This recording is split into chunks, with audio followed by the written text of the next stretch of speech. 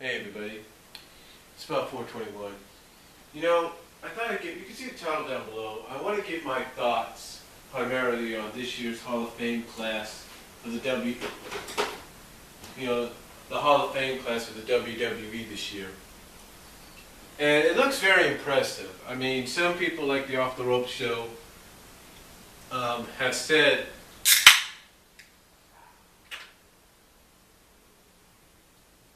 that it's one of the most impressive classes since 2005. Because when you take a look at what you have in here, you have two individuals who helped, put the Attitude Era and the ruthless aggression era on the map for the WWE, helped establish it in a sense. And then, of course, you got somebody that was champion for, what was it, for 6 years or something like that. I don't know how long it was. About four to 5 years, and Bob Backlund, 6 years maybe. Correct me if I'm wrong, if you like.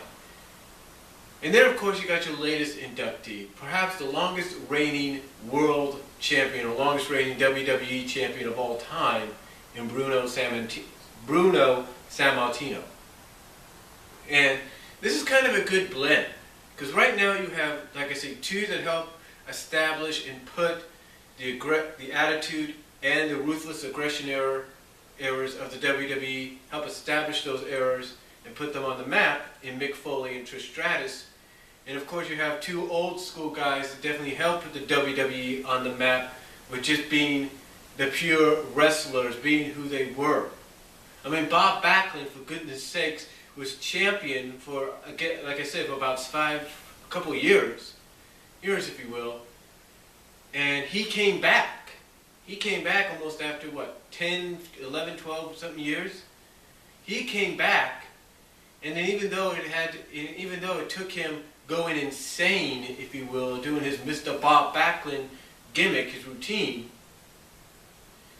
he ended up winning the championship. Now, if he had any pull back then, he could have said, hey, let me keep the championship up till Mania and I'll lose it.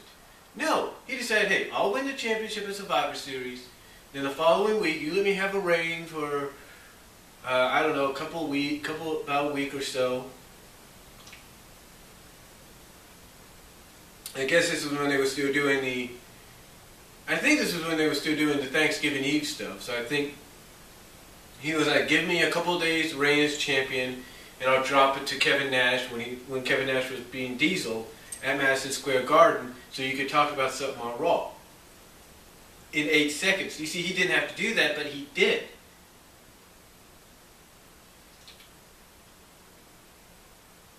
Now,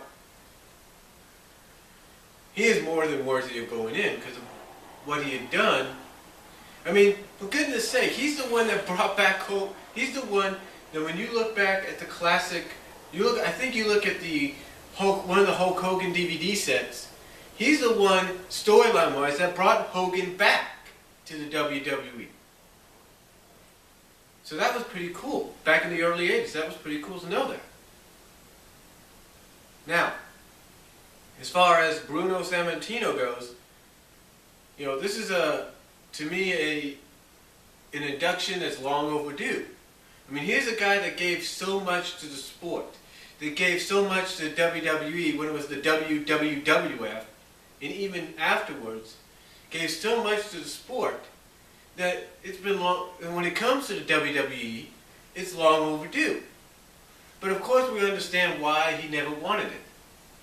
I mean, first of all, one of his main reasons, but I guess he was convinced, hey, it's going to get done. But one of his main reasons was there was no real physical Hall of Fame. And I got to give credit to Triple H. I'm pretty sure Triple H said, hey, look, we're working on trying to get a physical Hall of Fame made, probably in Orlando, Florida, which is pretty cool.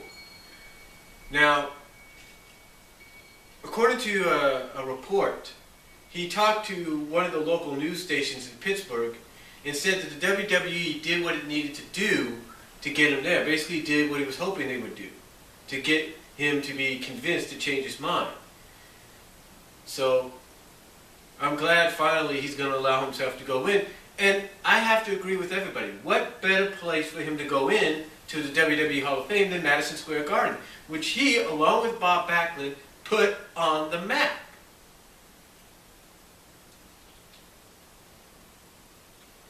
Now I know we got a lot of time to go to WrestleMania, and we still got a lot of other Hall of Fame inductions to be announced. I mean, the names going around like Bam Bam Bigelow, which looks like he could be a lock. Kamala, Ugandan Giant, could be a lock. DX or the Click is one of those two factions is going to be locked in.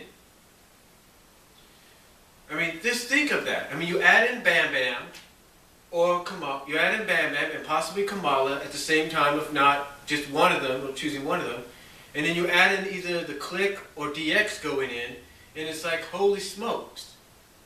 You know, what a class. And basically by looking at it, you would have several generations here. I mean, like I said, you would look at Mick Foley and Trish as the representatives of the Attitude eras, of the Attitude and Ruthless Aggression eras going in.